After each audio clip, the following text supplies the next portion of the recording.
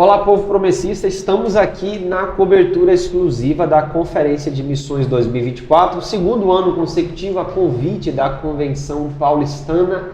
E agora a gente vai receber o pastor Alexandre Jorge. Pastor, prazer recebê-lo, sempre bom tê-lo aqui na TV Viva a Promessa. E o senhor fez a abertura aí da conferência deste sábado, primeiro dia, falando sobre liturgia missional. Antes da gente entrar no tema que o senhor propriamente falou, uma pergunta que eu queria falar aqui é sobre este tema, contextualização na missão.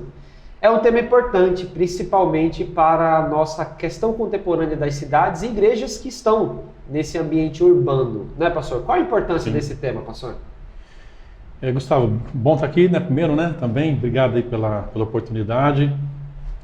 Achei muito legal a proposta, né? A iniciativa da Convenção Paulistana abordar um tema como esse, né? Da contextualização. Acho que de maneira geral, eu até disse isso, né? Na abertura. Às vezes muita coisa que faz sentido para a gente, que já é cristão, já talvez há alguns anos, não faz tanto sentido para algumas pessoas. Então, nesse sentido, a contextualização ela se faz necessária, ela é algo necessário para nós. Somos uma igreja quase que plenamente urbana, né? Quase que 100% das nossas igrejas estão em áreas urbanas, está na cidade. A gente está vivendo nesse tempo e a gente precisa pensar, né? Qual é o chamado da igreja para esse tempo, como a gente pode alcançar as pessoas no tempo e no lugar que Deus colocou a cada uma das nossas igrejas locais hoje. Então, eu achei fantástica essa ideia de pensar na missão contextualizada. Já que o senhor falou sobre esse ambiente urbano, acredito que o número, talvez não seja exato, mas cerca de 83% das pessoas convivem em centros urbanos. Sim. O que é um índice alto e deve aumentar aí no decorrer dos próximos anos. As centralizações ainda acontecem, né? Para quem está na cidade, para quem está nos ouvindo em casa, o que seria contextualização na missão? Para o senhor, como é que esse tema de forma prática, o que seria isso? Porque imagino que o público deva ter uma certa dúvida. Isso, de algum modo, vai para relativização? O que seria a contextualização na missão, pastor? Eu penso que muita gente tem essa dificuldade com a própria palavra, né? Contextualização. Isso, de alguma maneira, sugere para a gente esse lance da relativização, né? Do evangelho, da palavra. Mas, de maneira objetiva, nada mais é do que a adaptação da comunicação do evangelho. A gente não muda o evangelho e a essência são os mesmos, mas existem formas diferentes da gente pensar em como fazer a missão. Então, essa facilitação na comunicação, ou essa adaptação na comunicação, que penso que seja o nosso desafio, né? Falar de uma maneira que pessoas do nosso tempo, né, da nossa sociedade, consigam compreender o evangelho, receber o evangelho. Eu penso, se a gente pode facilitar o entendimento das pessoas, por que não fazer, né? Se a gente pode facilitar que a mensagem chegue para essas pessoas. Então, acho que é nessa linha que a contextualização se apresenta, Gustavo. Então, o senhor falou sobre a facilitação de como se passa essa mensagem, né? De modo que o ouvinte entenda. Então, existe uma forma errada de passar. Sim. O senhor acha que muitas vezes isso acontece na realidade das igrejas, principalmente a nossa brasileira, né, mais perto assim? Sim. Talvez a gente, muitas vezes, mesmo inconscientemente, né, a gente dificulta esse acesso à mensagem. Aquilo que eu dizia, porque para a gente faz todo sentido as coisas acontecerem como acontecem já há tanto tempo. Mas para uma pessoa que não tem nenhuma familiaridade com o evangelho, a gente pode talvez simplificar um pouco mais as coisas, simplificar os nossos processos, simplificar a nossa liturgia, né, como eu acabei de falar também. Eu acho que desburocratizar um pouco, né, as coisas. Ninguém gosta mais no nosso tempo de burocracias. as pessoas no nosso tempo, elas são pessoas que valorizam demais o tempo delas. E ninguém suporta essa ideia de pensar que está perdendo tempo, de que de alguma maneira ela está sendo, sabe, está sendo protelado ali, ela podia estar fazendo outra coisa. Então eu acho que a gente precisa deixar claro que em tudo que a gente faz, a gente está fazendo da maneira mais objetiva possível, com a finalidade de valorizar, inclusive, isso que é tão precioso na vida dela, né? Que também é o tempo dela. E a parte do o evangelho, que é necessariamente contar as boas novas para pessoas, pode estar incorrendo no risco, né? Se eu tenho que comunicar as boas novas, mas eu erro, né, na forma de comunicar, parece que realmente a gente tem uma chance grande de errar o alvo, né? Sim. Não comunicar as boas novas, participar ali, seja por qualquer efeito, né? Sim. Seja porque é cômodo para a gente tratar desses assuntos.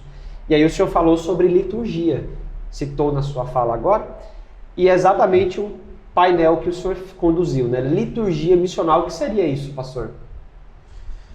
A liturgia missional é uma liturgia que seja capaz de cumprir os propósitos da missão. Sim.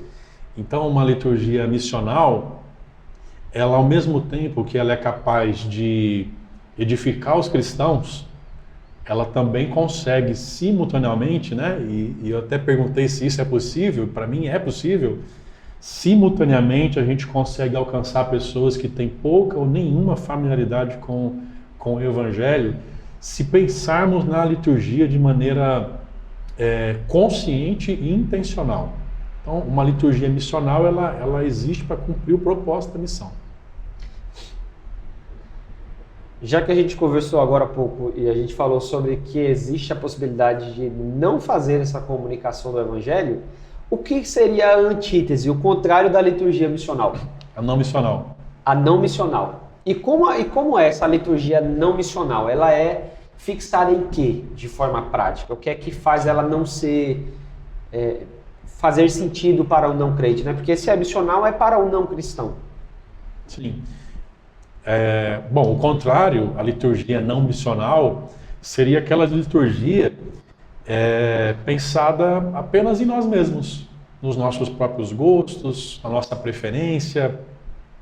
Eu disse que de alguma forma a liturgia ela está carregada dos nossos temperamentos, da nossa personalidade, de alguma forma a gente constrói a liturgia ao longo dos anos.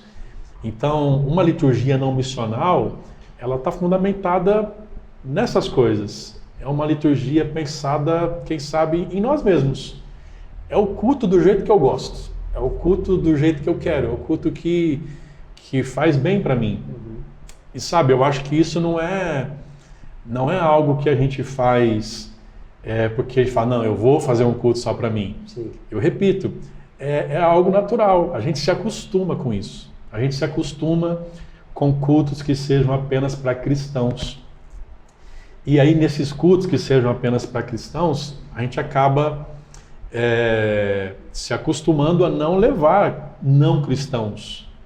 Quantos de nós temos, às vezes, preocupação em levar um não cristão para um culto da nossa igreja local, porque nós mesmos admitimos que talvez eles não compreenderão o que verão, as músicas que estão sendo cantadas, a mensagem que está sendo pregada, os atos litúrgicos que estão acontecendo. Então a gente acaba entrando num ciclo onde nós pensamos no culto para a gente, aí a gente pensa, o culto é nosso, então eu não vou trazer nenhum amigo para visitar. O pastor e o líder acabam se acostumando, né, a pregar e a fazer culto para quem já é crente, e no final das contas o não crente não aparece mesmo, né, para participar.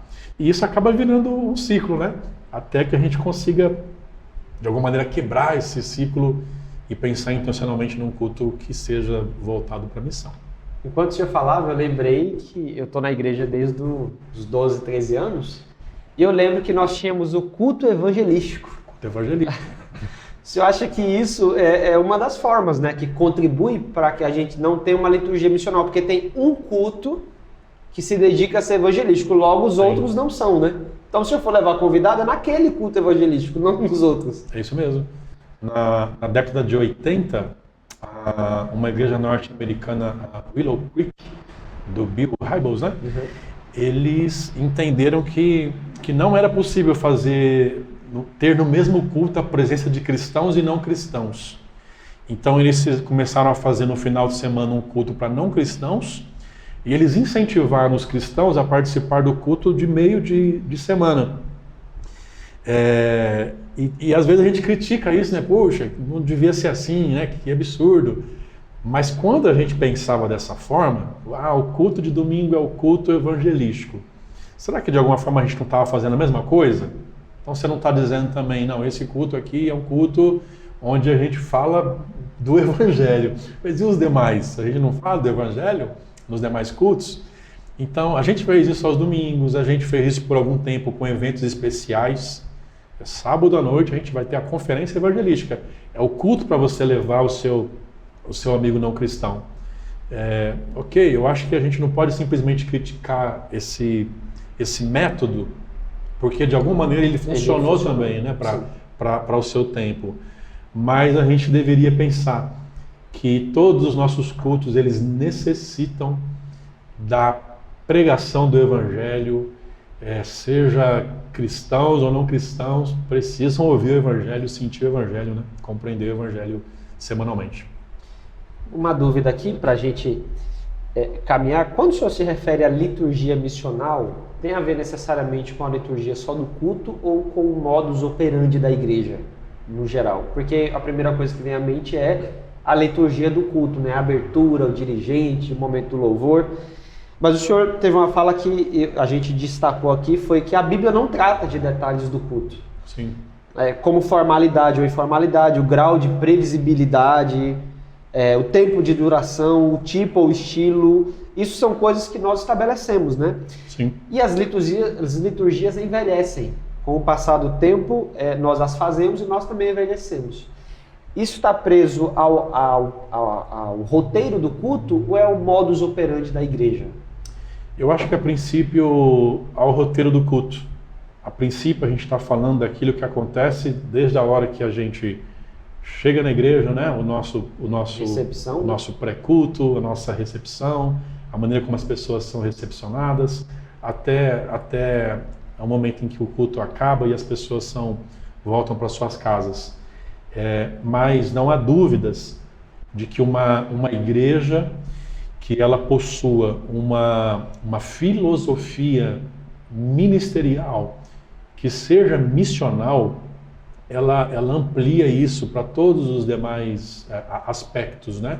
Não apenas para esse momento de 1 hora e 30, com as variações de cada local, mas uma igreja que ela entende que ela é chamada para a missão, ela obviamente ela vai desenvolver todos os aspectos, né, da sua vida, os seus ministérios, a sua liturgia, tudo, né, a sua pregação, tudo absolutamente vai ser desenvolvido pensando em como a gente pode tornar o evangelho mais comunicável às pessoas que ainda não são cristãs. Perfeito, pastor. Eu acho que depois dessa conversa aqui, que eu acho que resume um pouco do que foi o painel do senhor, né? Eu começo a pensar nas liturgias da comunidade onde eu estou e das quais eu já passei. Sim. E aí os nossos irmãos que estão em casa, talvez eles fiquem fazendo uma pergunta. Como identificar se na minha igreja local hoje, do sábado, dia 18 de maio, voltando para as minhas celebrações de hoje, de amanhã, domingo, os próximos, como observar se a nossa liturgia é missional ou não missional? E a partir desse pensamento, como adaptar ela para tornar ela numa liturgia missional e favorecer a compreensão do não crente? Sim. Eu acho que ajuda a gente a pensar, Gustavo, se a gente conseguir fazer essa avaliação honesta, como você falou, das nossas liturgias e, por exemplo, identificar estruturas muito rígidas.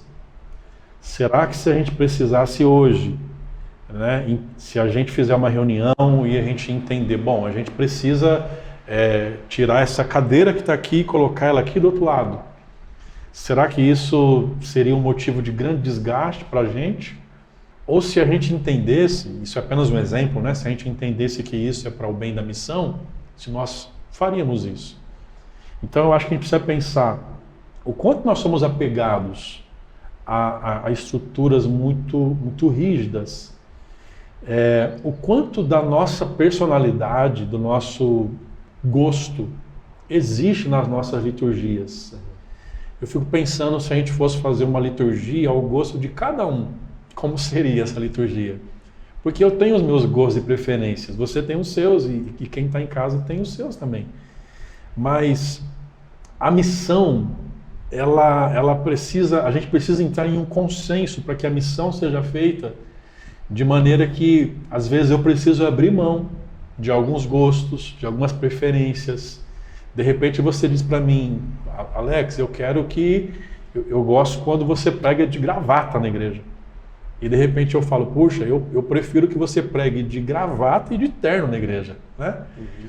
Então assim, qual é a maneira correta? Qual é a maneira acertada de se fazer? Eu acho que a gente precisa entender se a nossa realidade local, ela está tão presa em alguns pressupostos que a gente não tem liberdade de fazer pequenos ajustes, pode ser que ela não seja missional. Como torná-la missional? Eu começaria simplificar processos. O que é possível a gente simplificar? Eu dizia que as pessoas estão tão cansadas hoje das burocracias, das formalidades, do engessamento, que elas querem muitas vezes chegar num lugar para poder ouvir a palavra de Deus, para poder celebrar a Deus com simplicidade. Então a gente precisa talvez cortar algumas burocracias que a gente tem, diminuir algumas palavras, sabe? Uhum. Diminuir, quem sabe, o tempo do culto, né? Cultos extensos demais, mensagens extensas demais, né? Palestras extensas demais. A gente precisa talvez fazer esses pequenos ajustes, simplificar a liturgia da nossa igreja e facilitar a comunicação. Talvez a gente ainda erra muito porque a gente estabelece a comunicação em um nível que apenas o cristão entenda. A gente fala de assuntos e de temas que são familiares a nós, como se o não cristão soubesse exatamente o que a gente está dizendo. Então, facilitar a comunicação é a gente parar e explicar. Eu citei Jacó. Jacó é esse cara que fez isso aqui. Né? Eu citei Paulo. Paulo, pra gente, a gente fala sobre ele todo sábado, né? Todo domingo. Paulo é esse personagem. O que está acontecendo? Eu citei a nossa cerimônia do lava-pés e da humildade, que eu acho que é algo assim extraordinário. Para mim, assim, a cerimônia da humildade é um ato de culto tão contracultural, né? Que dá um golpe assim nessa cultura egoísta que a gente vive, mas que se a gente não explicá-la, se a gente não dizer o que está acontecendo, de repente chega alguém na nossa igreja falando, o que estão fazendo? Lavando os pés uns dos outros. Então a gente precisa explicar o que significa isso, o mandamento de Jesus, apenas como exemplo de tantas coisas que a gente faz na igreja e que a gente poderia deixar isso mais claro, o porquê isso está acontecendo e como o evangelho está relacionado àquilo que está sendo feito dentro do nosso ato de culto. Para a gente finalizar, pastor, pegando esse gancho, isso nem é novo, né? Nem é novo. Porque eu ia falar em certa medida, mas em grande medida o que Jesus faz é desburocratizar o que a religião na época dele burocratizou e por conta dessa burocracia marginalizou pessoas, né? Sim. Você tem uma mulher marginalizada ali, você tem um homem paralítico marginalizado ali.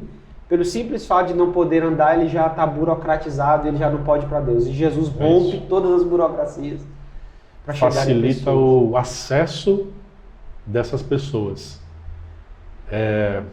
E ele faz isso nas suas ações cotidianas e faz isso na própria liturgia. Se a gente pegar a própria liturgia da ceia, que é apresentada para nós, não tem nada mais simples do que isso. É uma mesa com 2 elementos simples, com pão e com vinho, com bacia e com toalha.